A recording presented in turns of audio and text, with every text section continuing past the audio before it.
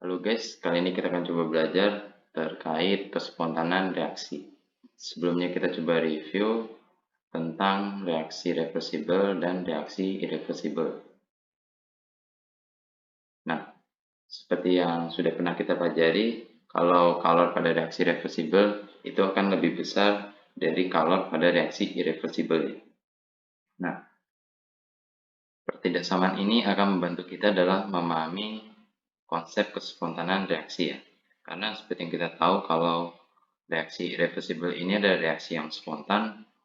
Selanjutnya kita coba pahami terkait teorema Clausius yang bisa dituliskan ds sama dengan dq per t pada reaksi yang reversibel. Nah, S di sini adalah entropi, T di sini adalah suhu ya. Nah, mengacu pada pertidaksamaan di atas, berarti kita bisa tuliskan juga menjadi seperti ini ya. Jadi ds akan lebih besar dari dq per t pada reaksi irreversibel ya. Nah, di sini dengan T yang sama ya. Nah, selanjutnya kita bisa rangkum pertidaksamaannya menjadi ds lebih besar atau sama dengan dq per T. Jadi kalau dia lebih besar, maka dia reaksinya spontan atau reaksi yang irreversibel. Kalau dia sama dengan, berarti dia reaksinya equilibrium ya. Jadi pertidaksamaan ini kan masih bisa dibilang rumit ya, karena di sini kalornya masih dalam bentuk fat function ya. Nah, kita coba buat lebih simpel. Jadi seperti yang sudah pernah kita pelajari juga, kalau U atau energi dalam itu sama dengan kalor ditambah dengan usaha ya. Nah, dengan asumsi kalau volumenya itu konstan, berarti kan usahanya akan nol ya. Jadi bisa dituliskan DU. Jadi dengan asumsi volume yang konstan, kita bisa tuliskan DU sama dengan dQ ya. Nah, lalu ini kita gunakan persamaan ini untuk menggantikan pertidaksamaan ini ya. Jadi kita tulis ulang pertidaksamaan yang ini. Jadi kan ds itu lebih besar atau sama dengan, nah di sini kan dq ya. Nah, kita ganti dq-nya menjadi du ya, karena kan kita tahu kalau di sini sama dengan ya. Jadi du per t. Nah, yang mana kalau kita coba pindahkan t-nya ke ruas kiri, berarti kan kita bisa tuliskan t dikalikan ds itu akan lebih besar atau sama dengan du ya. Nah, kita coba pindahkan du-nya ke ruas kiri, berarti kan menjadi tds itu dikurangi du lebih besar atau sama dengan 0 ya.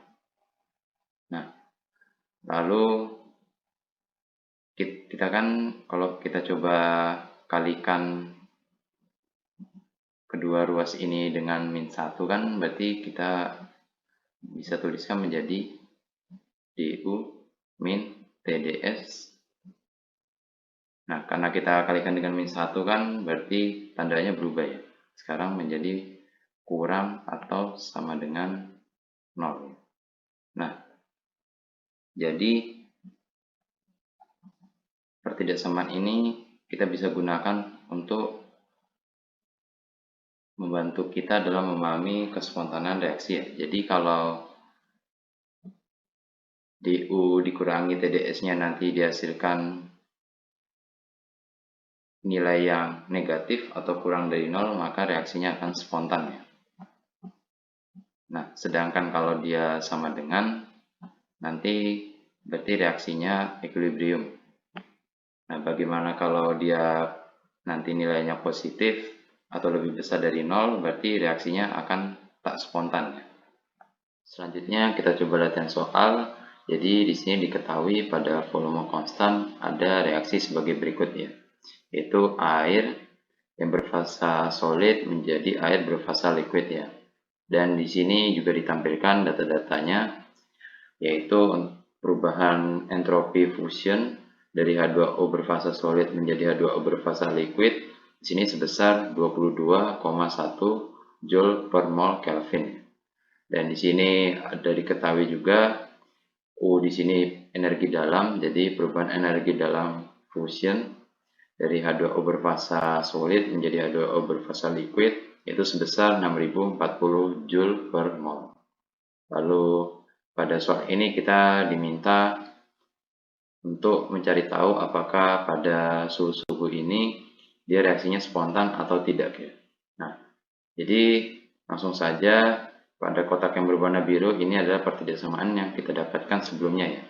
Nah, jadi kan di sini D-nya masih dalam bentuk diferensial.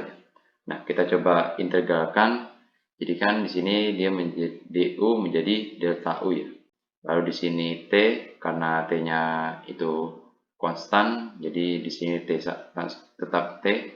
Dan di sini DS dia menjadi delta S ya.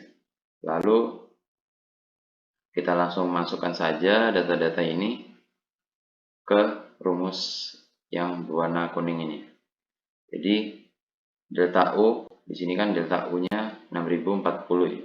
6040 Joule per mol dikurangi dengan, nah kita ubah min 15 derajat Celcius ini menjadi Kelvin ya terlebih dahulu.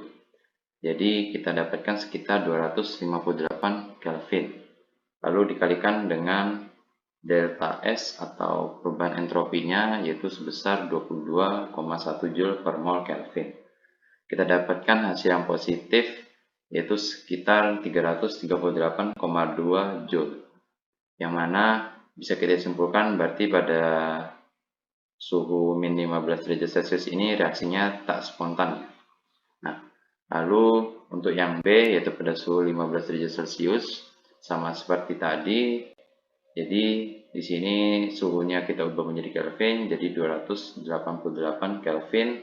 Kalau kita hitung saja nanti didapatkan hasil yang minus, hasil yang negatif yaitu sekitar 324,8 di sini Joule. Nah, jadi di sini kita bisa simpulkan kalau pada suhu 15 derajat Celcius ini maka reaksinya itu terjadi secara spontan.